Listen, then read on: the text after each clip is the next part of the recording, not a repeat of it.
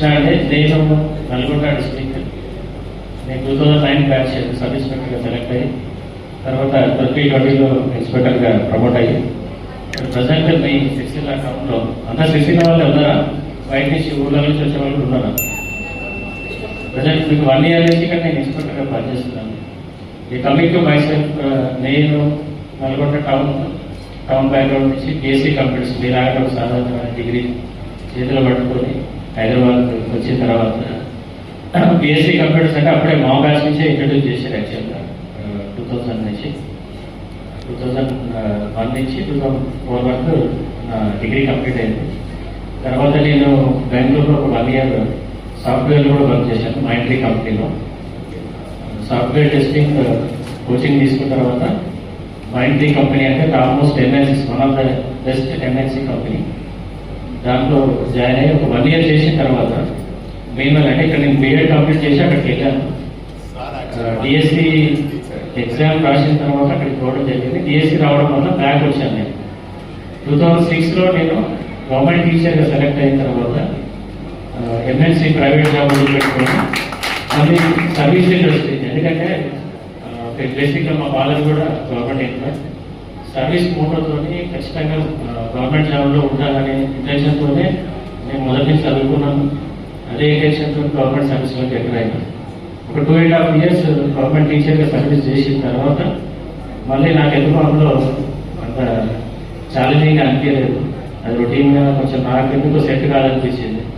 నా way of స్టైల్కి, నా మెంటాలిటీకి set కాదని చెప్పేసి మళ్ళీ నేను Group 1, Group 2 సైమల్టేనియస్గా ప్రిపేర్ అవుతున్న టైంలో ఎస్ఐ నోటిఫికేషన్ పడింది.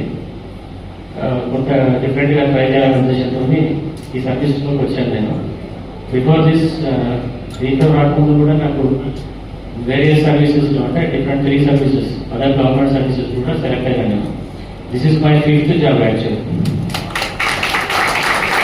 ఫైనల్గా టైం దొరకడం లేకపోతే దీంట్లో ఉన్న ఇంట్రెస్ట్ సర్వీస్ మోటము ఫైనల్గా ఈ జాబ్కి నేను ఫిక్స్ అయిపోయాను.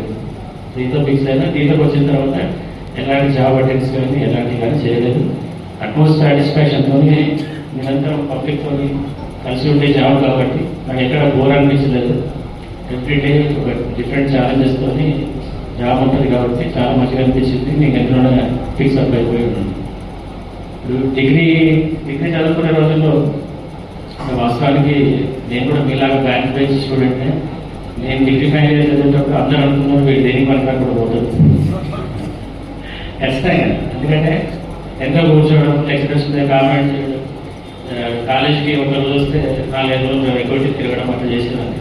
ఎప్పుడైతే సీరియస్గా ఫైనల్ ఇయర్కి వచ్చిన తర్వాత ఒక సర్టెన్ స్టేజ్లో ప్రతి ఒక్కరికి ఒక మార్పు వచ్చే టైం వస్తుందని చెప్తారు. బహుశా నాకు డిగ్రీ ఫైనల్ ఇయర్లో వచ్చిందని నేను అనుకుంటాను. డిగ్రీ ఫైనల్ ఇయర్లో లాస్ట్ ఎగ్జామ్స్ ఉన్నాయి. ఒక 30 days బిఫోర్, 30 days ముందు సెల్ఫ్ రియలైజేషన్ అంటుంది.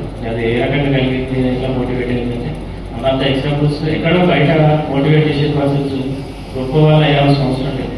మన కుటుంబ సభ్యులు అయ్యవచ్చు, మన చుట్టుపక్కల వాళ్ళు అయ్యవచ్చు. మన అబ్జర్వేషన్ అంటే మనం గమనించాలి. నిజంగా వాళ్ళు ఎంత మోటివేట్, వాళ్ళు ఎంత డెడికేటెడ్ వాళ్ళు పైకి వచ్చింటారు. అట్లా నా చుట్టుపక్కల కొంతమందిని అబ్జర్వ్ చేసినప్పుడు వాళ్ళు చేసిన డెడికేషన్, వాళ్ళ లైఫ్లో చేసిన పోరాటం అంటే చివరి ఛాన్స్ కోసం వాళ్ళు పోరాడి గెలిచిన సందర్భాలు చూసినాయి. అక్కడ దాకా మనం ఎందుకు పోవాలి, మొదటి ఛాన్స్ని మనం ఎందుకు తీసుకోవాలనే ఉద్దేశంతో degree at a time backlogs 2 ఉంటే 6 subjects ఫైనల్ ఇయర్ సబ్జెక్ట్స్ ఉన్నాయి. 8 subjects కలిపి నేను ఫైనల్ ఇయర్లో విత్ 68% పాస్ అయ్యాను. అప్పుడు వరకు నాకు 60% లేదు, 50%, 55% ఉన్నాయి. Only 30 days of preparation I got 68%. Distinction దగ్గరలో ఉంటాయి.